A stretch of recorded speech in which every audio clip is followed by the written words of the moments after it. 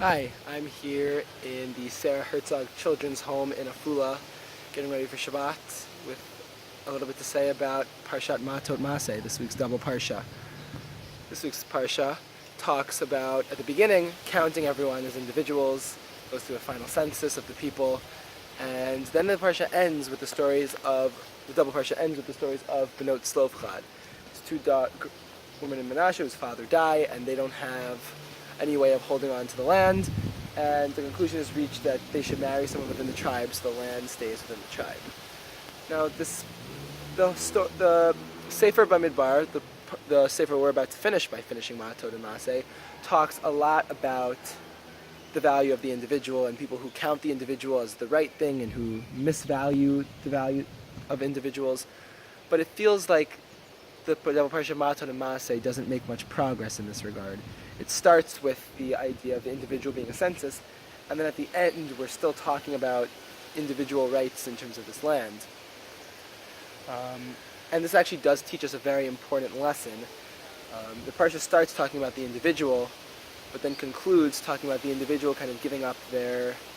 individuality for the sake of the tribe and for this bigger group. It's very easy in life sometimes to just focus on the individual, but it's important that we remember, and that's why this story ends with this, and it's also why the end of the story of Benot Tzlofchad is here. If you remember, the story really begins in Parshat Pinchas, which really talks about the ability of an individual to make a difference, but ends here with this as the final message, the final pasuk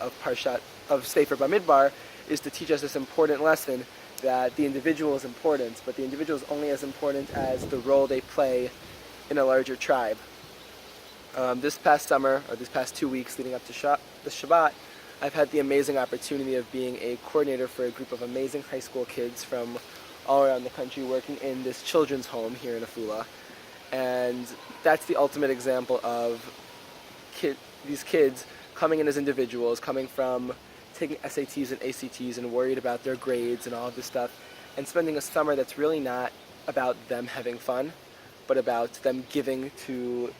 the Jewish people and giving to these children at risk the most amazing summer possible. And the individual is important because what makes the summer great for these Israeli kids is these American kids with their unique personalities and their energy coming in to make an amazing summer. But what's really important about it is that they're giving up a piece of that individuality and not having an internship or going on a more fun summer program, but coming here and working really hard for the sake of the greater good of the Jewish people by giving them this great summer. So my bracha to everyone going into Shabbat is that we express our individuality in a way that's unique to us, but also remember our role in the Jewish people, especially as we start the 9 days, that we're a part of something greater, and that we all work as a part of something greater to create something even greater. Shabbat Shalom.